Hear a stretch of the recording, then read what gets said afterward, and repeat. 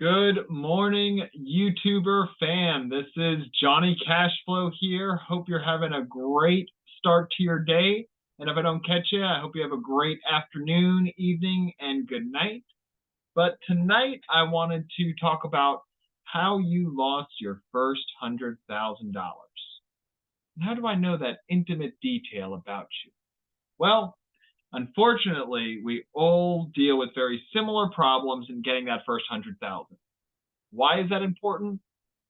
Because Warren Buffett, Charlie Munger, some of the greatest investors of all time talk about the importance of getting together that first nut of $100,000 in assets put together.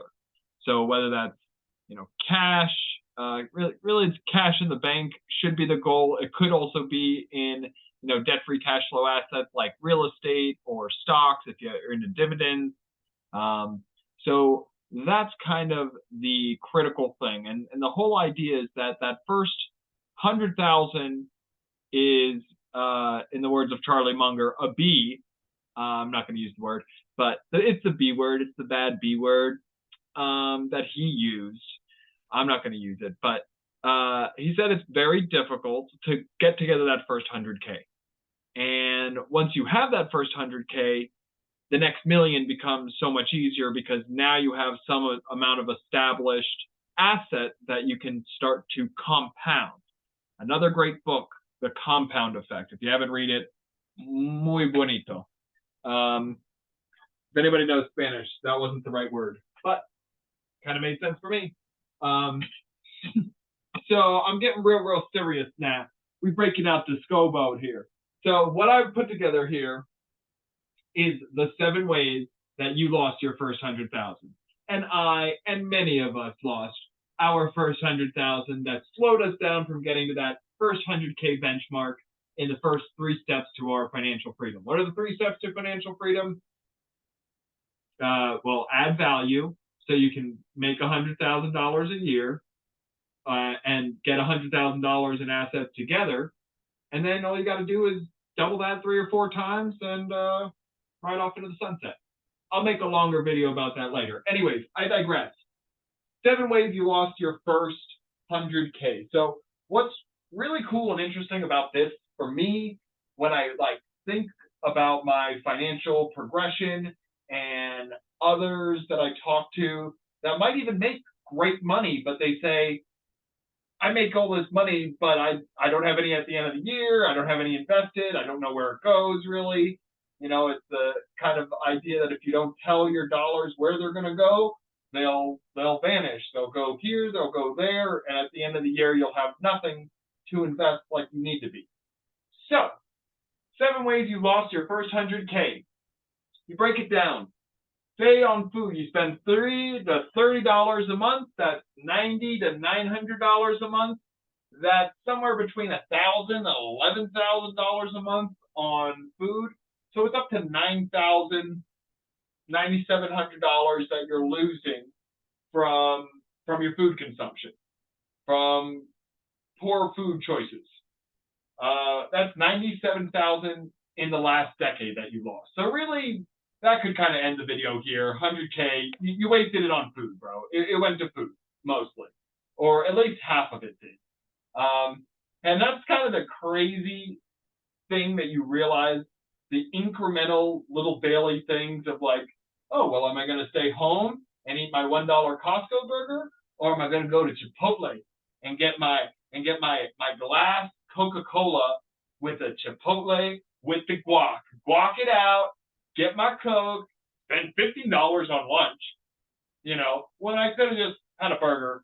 It adds up. My whole point, you multiply that by 300 and then, over the decade, 10 more, you multiply it by 3,000. Whatever delta you're doing each day times 3,000 is going to be several thousands of dollars. For a lot of people, it will be tens of thousands of dollars in the next decade that you will waste on food. Now, if you decide, hey, my luxuries are travel, food, music. I don't care if I splurge a little on these 3 things, and I'm very frugal in other areas of my life. That's a decision you can make. That's kind of my thought process on the things. I know what the luxuries are that I value the most are, so I try to focus on that. even though I do waste a good amount of money on food. Credit cards, average balance in the U.S. is $7,900. Average interest rate, 24%. That's $1,900 a year on your rolling balance that you're paying. You multiply that over a decade, you'll spend $20,000 on interest just on your credit cards. Student loans, similar thing, 1866, 19,000 in the next decade, just on the interest, not on any of the principal. Daycare per kid, about $900 a month. It'll be more when they're infants, less when they're 4. So I try to amortize it over a 4-year period. You're talking $50K a kid. That's a good chunk. Wedding, that's a misprint. It was actually $30K when I did the research. You know, a lot of people do go for the open bar, and I encourage you to go for the open bar. If you can't do the 30 on the wedding or don't have help on the wedding, go for the 15, but still do the open bar. Do a smaller affair with the open bar, because you got to have an open bar at a wedding. I'm not even a big drinker. I think it's a polite thing to do. Anyway, I digress. Car, $400 a month times 12 months. That's $4,800. That's $48,000 in the next decade that you're going to spend on a depreciating asset. Man, that's hard to say sometimes, especially at 12 in the morning. But on a depreciating, it's still hard to say. Depreciating asset that isn't going to make you any revenue. $50,000. Okay? You could buy, depending on where you're buying, 1 or 2 investment properties that are cash flowing you enough money to get you the car that you actually want. If you stay with the mindset of, I want my investments and my cash flow for my investments to pay for my luxuries, instead of me blowing all my investments on my luxuries so that I can have investments to be able to cash flow the luxuries that I want to afford. Thinking like most people don't think and living like most people won't live for 5 years will change your life forever. Your life, your finances, your mindset. It's a wild thing. Anyways, where were we? Probably travel and other vices. So I put travel. I like travel. Travel, music, food. Those are my splurges. Definitely spent, and again, whether or not the number is specifically 100K to you or me or anybody else, it is the core idea that we need to be aware of where our money is going. We want to budget it. I don't fully agree with the Dave Ramsey mantra of let's just live in a box and not be happy for a decade until, whatever, hopefully we're not broke anymore. But, that's an approach. Maybe you want to get lit on fire like Dave Ramsey and get debt free in 12 months and go for it. God bless you. But, most people won't do that. Most people will still take their cruise each year. Okay, that's just the reality. I'm going to take my 3-day cruise because I like to. Or I'm going to go to Disney because I like to and I need to. So for what it's worth, long about way of saying, let's say 3 times a year, you go on a trip that costs $1,000. Not crazy, but definitely a splurge. 3 G's a year, that's $30,000 in the next decade. When you add it all up, you're at almost $300,000. In the next decade, you're probably going to waste on nothing. So you could have bought a house, but instead you bought a lot of different things that are optional, okay? A wedding doesn't need to cost $30,000. Daycare, you can often find home sitters that will do it for much less.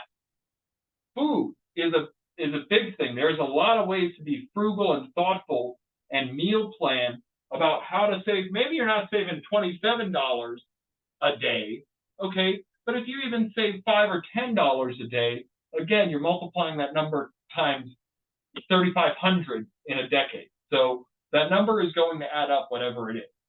And it's a substantial amount of money. If it's $10 over 3,500 days, or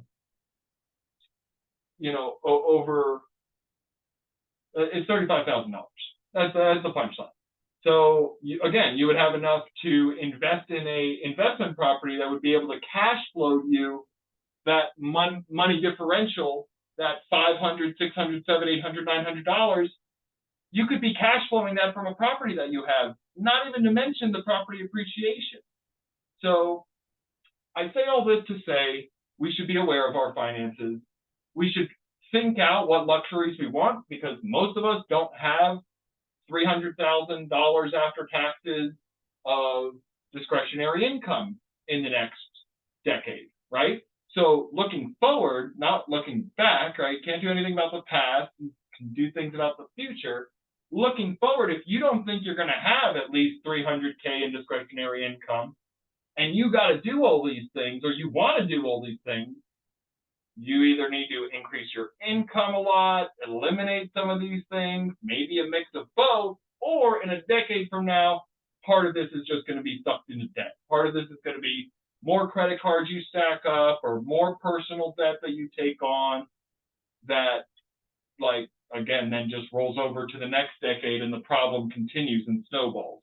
So the same way there's a debt freedom snowball where you're, starting on your card with your lease debt and building momentum as you pay off debt and getting excited. There's also a negative debt snowball where that debt just keeps accruing and then you can't keep up. Eventually, you can't keep up with just the interest on the debt, and then you're, I don't know, some third world country or the United States in 100 years. But anyways, I digress. I say this to say that you are closer to your 100K than you think, with just a little bit of awareness around where your money is going. So I hope that's inspiring. I hope that's helpful. To wrap it all together, the laws of sowing and reaping, that's what we're talking about. We are talking about your daily habits, my daily habits, all of us daily habits. If you don't have $10 million in assets in the bank, then we got to think about our habits and how we're spending our money. And if the things that we're flagrantly spending our money on is worth it to us, truly.